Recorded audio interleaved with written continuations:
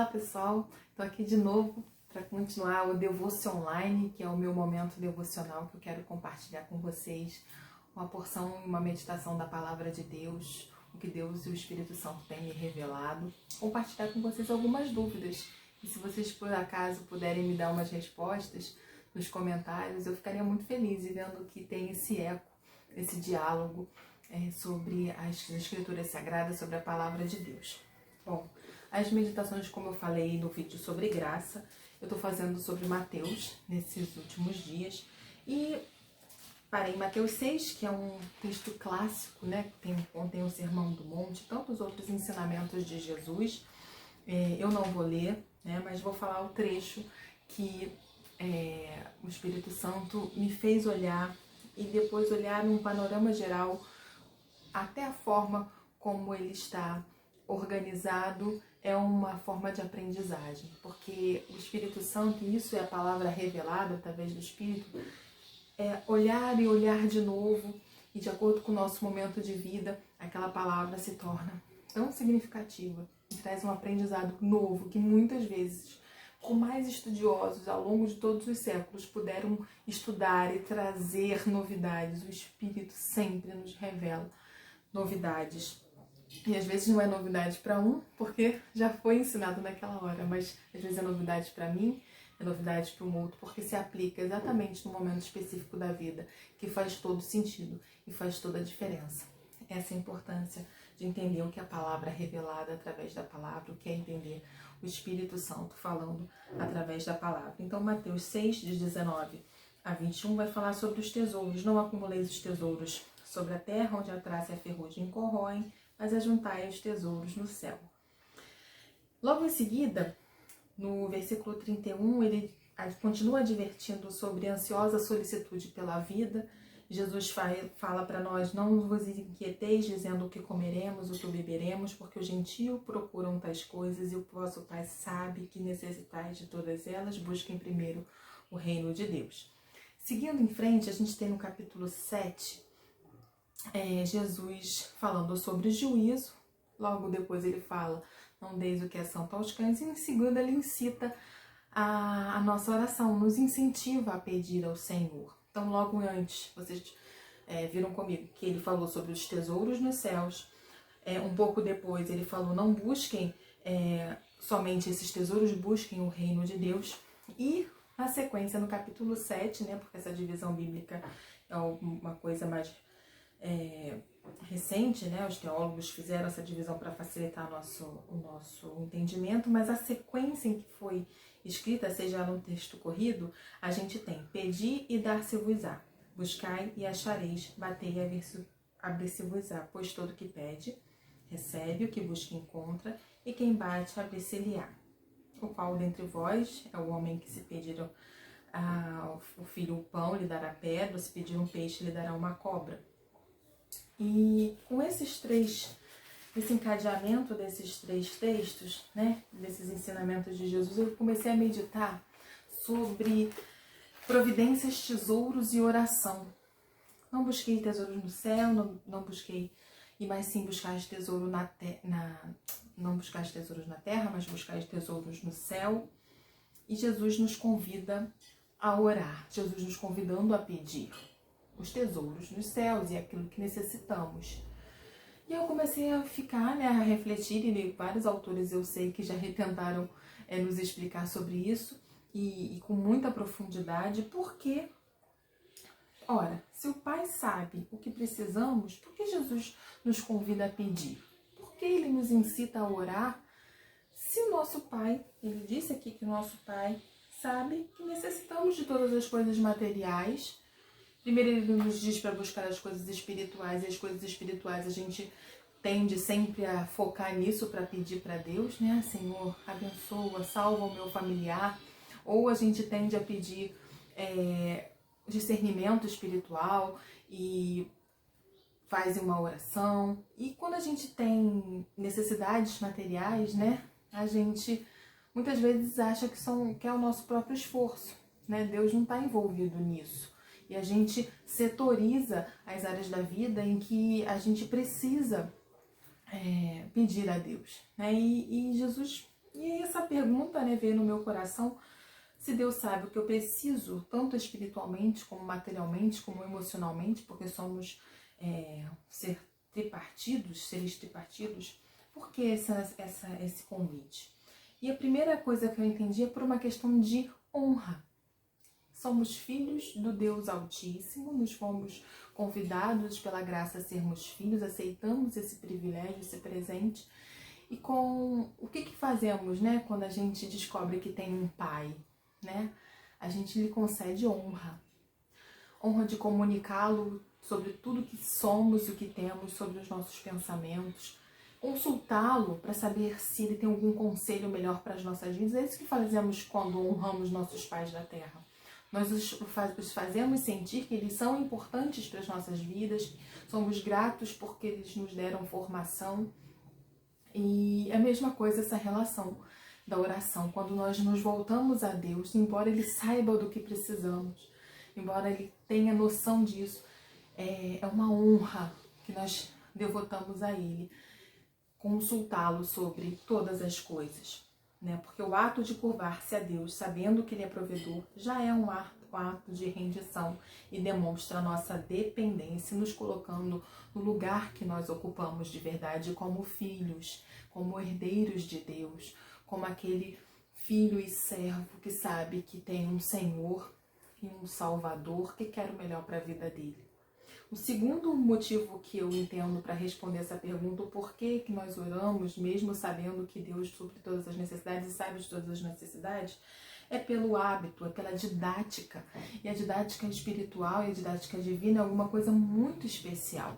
Eu sou pedagoga e eu entendo na questão da aprendizagem de adultos que o que nos faz cada vez mais aprender e apreender um determinado conteúdo, uma competência, desenvolver uma habilidade, está ligado intimamente ao significado, né, que aquilo tem para as nossas vidas e as emoções, não só adultos, mas também crianças.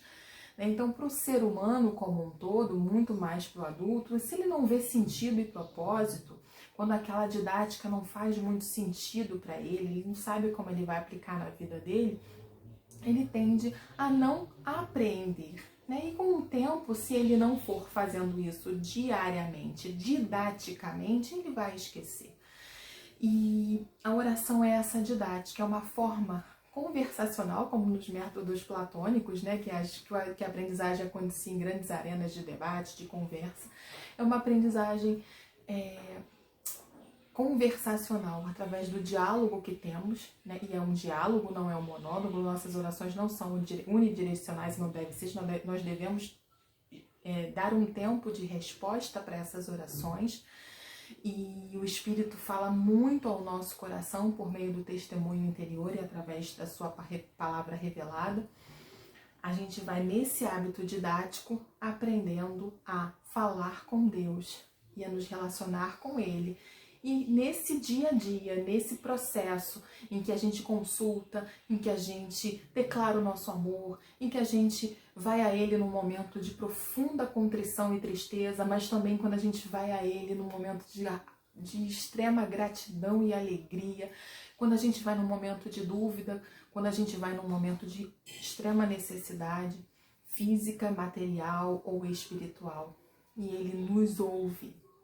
E Ele tem um tempo muito precioso para nos responder. Então, voltando ao tema, é uma questão de honra, em primeiro lugar, e segundo, uma questão de hábito e de didática. O terceiro ponto é com relação ao compartilhar, imitar ao Pai. O Pai nos ensina e, pelo exemplo, Ele nos lidera. Né? Ele nos ensina muitas vezes com a palavra, e com o exemplo, ele nos lidera, ele reforça aquela aprendizagem que ficou, aquela leitura que ficou. E o que o Pai tem feito conosco, como Jesus nos diz? Pedi e dar-se-vos-á, buscai e achareis. O que a gente tem que aprender disso? Poxa, se eu peço, Deus me concede, eu tenho que fazer isso, não só com os meus filhos de sangue, mas com as pessoas, meu próximo. Se eles me pedem algo e eu tenho para dar, seja algo material que está à minha disposição, não vai me fazer falta, ou eu posso dividir, seja algo, uma palavra, seja uma atenção, uma visita, qualquer coisa que possa suprir uma necessidade emocional e também uma palavra, uma oração que supre também uma necessidade e um anseio espiritual. Por que não compartilhar e dar? Então eu também faço uma oração. Por que orar? Porque eu preciso imitar o Pai fazendo isso. Pedir, dar-se-vos aí, pelo exemplo, eu vou fazer o mesmo com o meu próximo. O outro ponto é o relacionamento. Como eu falei no início, quando a gente se relaciona com o nosso Pai da Terra, os nossos pais, a gente está, né? Eu ligo para os meus pais toda hora. Eu sinto muita saudade deles. E meu sonho era que eles morassem aqui em cima do meu apartamento ou ali na frente.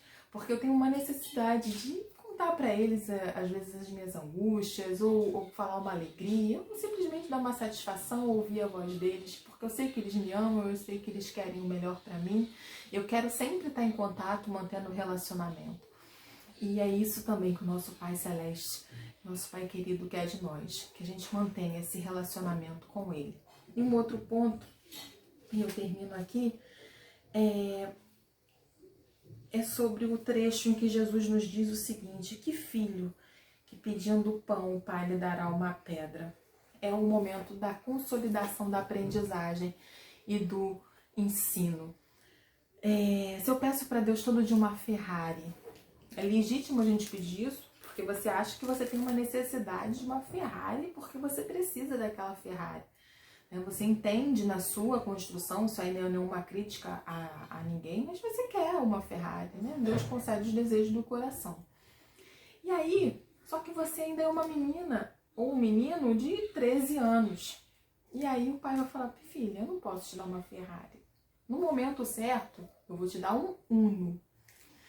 Porque eu sei que é o melhor para você. Então, a oração, porque precisamos orar para poder entender quem é esse Pai e entender que Ele só quer o melhor pra gente. E quando Ele fala não, quando a gente pede e Ele não recebe, é porque também tem uma aprendizagem para isso. Então, se eu tenho uma Ferrari, se eu peço uma Ferrari e eu ganho um Uno, obrigada pelo Uno. Um dia eu vou chegar numa maturidade em que eu vou ganhar uma Ferrari. Então, queridos, o convite que Cristo nos faz é de manter um relacionamento com Deus, desenvolvendo assim um coração rendido, desenvolvendo a didática, que é o dia a dia, desenvolvendo o compartilhar, o imitar a Deus por meio do compartilhamento e mantendo um relacionamento com o Pai, sabendo que Ele nos dá aquilo que realmente precisamos. Então, eu quero fechar essa palavra dessa meditação que o Espírito falou comigo, que comecemos a fazer orações. Comecemos então, se não temos o hábito de relacionar com esse Pai maravilhoso. E certa vez eu ouvi num culto sobre orações perigosas. O que são orações perigosas? E eu tenho descoberto cada vez mais que as orações mais perigosas que eu faço no mundo espiritual, que se revelam no mundo material, são orações que envolvem renúncia, que envolvem eu anular-me de mim mesma e deixar-me preencher somente pela presença do Espírito Santo. Então, se você ainda não tem isso muito tangível na sua vida, se você não consegue entender o que é ser cheio do Espírito Santo, como eu também não entendia o que era isso, era se deixar esvaziar de si mesmo, é entender que as suas prioridades, isso na prática, isso de forma bem tangível, que na prática os seus interesses mudam. E não mudam por uma imposição ou por um Deus tão macambúzio e iracundo que nos obriga a deixar as nossas coisas, as nossas festas, nossos gostos. Não, é porque existe uma revolução interior tão profunda que a nossa visão, ela se desloca de um lugar para o outro gradativamente e conscientemente. E é essa escolha que a gente faz, nos leva a realizar orações muito perigosas, orações que realmente movimentam o mundo espiritual, trazendo à existência aquilo que não existe, mudando mentes, mudando corações de pessoas e principalmente mudando a nós mesmos. Então, que façamos agora orações de renúncia, orações que incitem a honra, que nos deem uma visão didática sobre o reino espiritual, que nos ajudem a ver o Pai, imitá-lo como feitura sua, criados em Cristo Jesus para as boas obras, as quais Ele nos preparou para que andássemos nela. Fiquem na paz e amanhã a gente compartilha mais um momento de meditação da Palavra de Deus. Tchau, tchau.